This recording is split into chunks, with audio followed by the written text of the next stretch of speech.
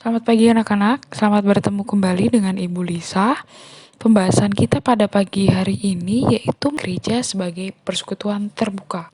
Jika kita kemarin membahas tentang gereja umat Allah, di mana umat Allah itu ialah umat pilihan yang dipilih oleh Allah sendiri, maka pada kesempatan kali ini kita akan membahas tentang gereja itu dilihat sebagai sebuah persekutuan di mana gereja sangat terbuka kepada dunia dan menjadikan dunia sebagai partnernya. Adapun tujuan pembelajaran kita pada pagi hari ini ialah supaya kalian tuh tahu bahwa sesungguhnya gereja Katolik itu sangat terbuka terhadap segala bentuk kehidupan di dunia ini, mulai dari agama, budaya, ras, dan lain sebagainya. Sebab gereja Katolik hendak membangun masyarakat yang adil, damai, dan makmur. Oleh karena itulah pada pagi hari ini kalian Ibu ajak untuk melihat gambaran gereja sebagai persekutuan yang terbuka supaya kalian sungguh mengerti bahwa memang gereja Katolik itu sebagai persekutuan yang terbuka.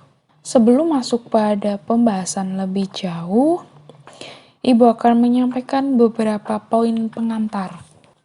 Pembahasan tentang gereja sebagai persekutuan terbuka ini dilatar belakangi bahwa zaman dahulu gereja itu ternyata memiliki pemahaman yang jauh berbeda dengan pemahaman gereja saat ini, di mana dahulu itu gereja menganggap dirinya ialah yang paling benar.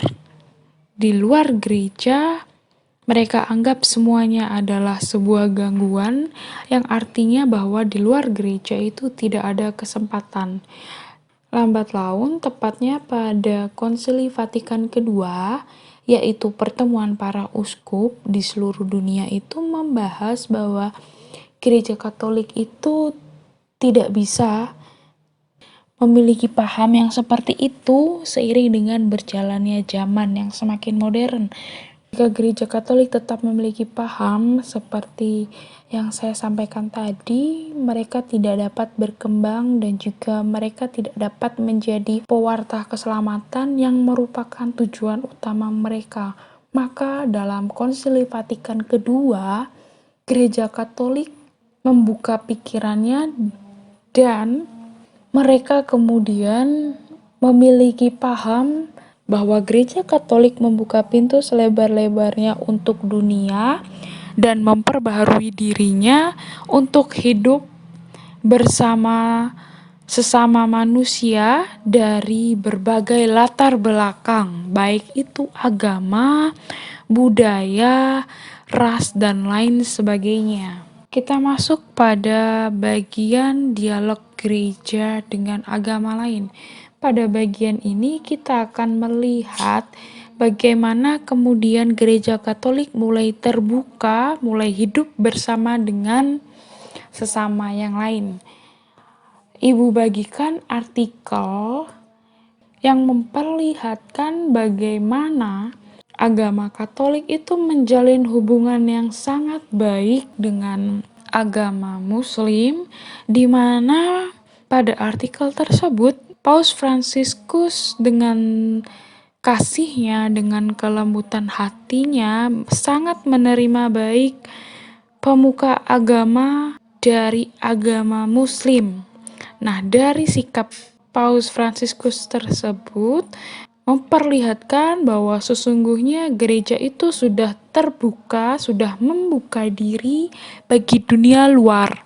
Hal ini dalam rangka untuk melaksanakan pewartaan sekaligus juga melaksanakan perdamaian bagi dunia. Apa yang dilakukan Paus Fransiskus ini menjadi contoh bagaimana gereja Katolik sudah merubah cara pandang mereka bahwa di luar gereja juga terdapat keselamatan dan di luar gereja kita membangun persaudaraan. Kita lanjut pada bagaimana perubahan cara pandang tentang gereja model lama sebelum Konsili Vatikan dan juga sesudah Konsili Vatikan. Seperti di gambar yang Ibu bagikan kepada kalian, gereja model lama itu berbentuk segitiga, di mana gereja itu disebut sebagai gereja institusional. Apa itu gereja institusional? Gereja institusional atau dalam kata lain gereja berbentuk piramidal itu memiliki arti bahwa yang bagian atas,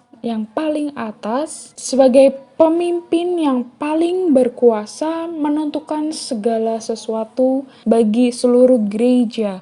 Apa yang dikatakan oleh paus harus diikuti oleh semuanya, di mana artinya juga bahwa paus merupakan pusat pastoral gereja. Kaum hierarki yaitu paus, uskup, dan juga pastor memegang kepemimpinan dan memiliki wewenang yang sangat luas berkaitan dengan aturan-aturan yang dimiliki gereja, sehingga gereja itu tidak bisa berkembang, dalam artian gereja itu menjadi statis dan juga penuh akan aturan-aturan. Gereja sering merasa sebagai satu-satunya penjamin kebenaran dan keselamatan. Bahkan seperti yang Ibu bilang tadi bahwa gereja sangat menutup diri terhadap dunia luar. Mereka menganggap dirinya paling benar sehingga mereka tidak menjalin hubungan dengan orang lain selain anggota gerejanya sendiri. Kemudian kita lihat yaitu gambar sesudah Konsili Vatikan. Dari gambar tersebut, kita kemudian dapat melihat bahwa Kristus itu berada di tengah-tengah dan yang di sekitarnya itu ialah para hierarki, awam, dan biarawati. Hal ini menunjukkan Kristus menjadi pusat hidup gereja. Kaum hierarki dan kaum awam mengambil bagian dalam tugas Kristus dengan cara mereka masing-masing sesuai dengan potensi dan kemampuannya. Dari bentuk gereja sebagai Kristus-sentris ini, tidak ada yang merasa lebih hebat ataupun yang paling memiliki wewenang. Karena wewenang tertingginya langsung ada pada Tuhan Yesus. Semua yang ada dalam gereja terlibat untuk membangun persekutuan, melaksanakan tugas perutusan gereja. Dan hal inilah yang kemudian membuat gereja dipandang sebagai persekutuan yang terbuka. Lalu kita masuk pada pembahasan inti, yaitu gambaran gereja sebagai persekutuan terbuka. Sebelumnya kita sudah membahas bahwa gereja adalah persekutuan umat Allah. Dalam persekutuan umat itu, semua anggota mempunyai martabat yang sama, tetapi memiliki fungsi berbeda-beda. Fungsi yang berbeda-beda ini menunjukkan ternyata ada kaitannya dengan gereja sebagai persekutuan terbuka, di mana dengan fungsi yang berbeda-beda tersebut, umat semakin terbuka dan terlibat aktif dalam mewarnai dunia, mewartakan keselamatan, dan semakin menampakkan gereja yang hadir untuk dunia dan menjadi sahabat bagi dunia. Bentuk keterbukaan gereja itu juga terlihat dari bagaimana segala bentuk kegembiraan, harapan, duka, serta kecemasan orang-orang zaman sekarang, terutama kaum miskin dan menderita, juga merupakan kegembiraan dan harapan, juga menjadi duka dan kecemasan bagi para murid Kristus juga. Dari situ kita kemudian dapat melihat bahwa panggilan gereja yang utama ialah menjadi utusan Kristus untuk sungguh-sungguh menampakkan dan juga menyalurkan cinta kasih Allah kepada semua orang. Tugas perutusan ini ialah tugas seluruh umat Allah dari segala bangsa dan juga negara. Tugas perutusan ini mereka lakukan seturut dengan kemampuan mereka masing-masing, di mana mereka memiliki peranan dalam bentuk yang berbeda-beda. Peranan mereka dalam mewartakan dan menyalurkan cinta kasih itu harus sungguh-sungguh menampakkan karya keselamatan Allah di dunia. di mana mereka harus mempersembahkan hidup mereka seperti gambaran dari hidup Tuhan Yesus sendiri, seperti berbuat baik, peduli, murah hati, pemaaf, tidak pendendam, dan lain sebagainya. Jadi intinya bahwa setiap hidup umat beriman harus menjadi tanda dan sarana bagi keselamatan dunia. Dalam konteks sekarang ini, gereja pada saat ini harus menjadi persekutuan terbuka, dan di mana gereja mempedulikan situasi yang tengah dialami oleh mereka-mereka yang sedang menderita dan sakit.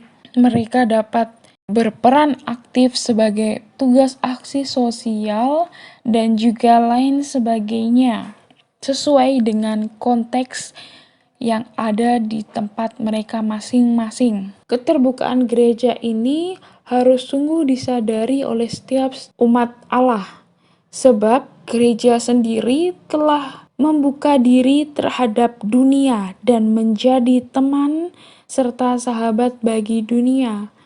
Maka kita sebagai umatnya juga harus melakukan apa yang telah gereja lakukan. Dari apa yang Ibu bahas, dapat kita simpulkan bahwa gereja hadir di dunia bukan untuk dirinya sendiri, melainkan bagi dunia. Kemudian, cara gereja menunjukkan keterbukaannya ialah gereja berdialog dengan agama lain serta bekerja sama dengan agama lain. Contohnya yaitu tadi bagaimana Paus Fransiskus sangat terbuka dengan pemuka jemaat agama Muslim, dan ia dengan sukacita dan cinta kasih menjalin persaudaraan dengan agama lain. Melalui dialog dan kerjasama, gereja membantu untuk meningkatkan martabat manusia itu sendiri serta menjadi agen perdamaian bagi dunia.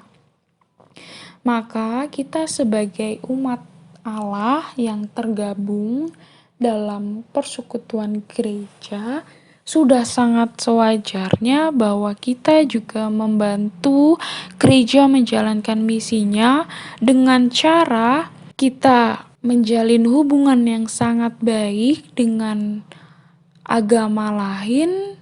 Selain itu, kita juga mau atau terbuka untuk bekerja sama dengan agama-agama lain, terutama untuk peningkatan martabat manusia, seperti membantu mereka yang sedang menderita, serta lain sebagainya. Berikut yang dapat saya sampaikan pada pertemuan kita pada pagi hari ini. Selamat pagi, selamat bertemu kembali di lain kesempatan. Terima kasih.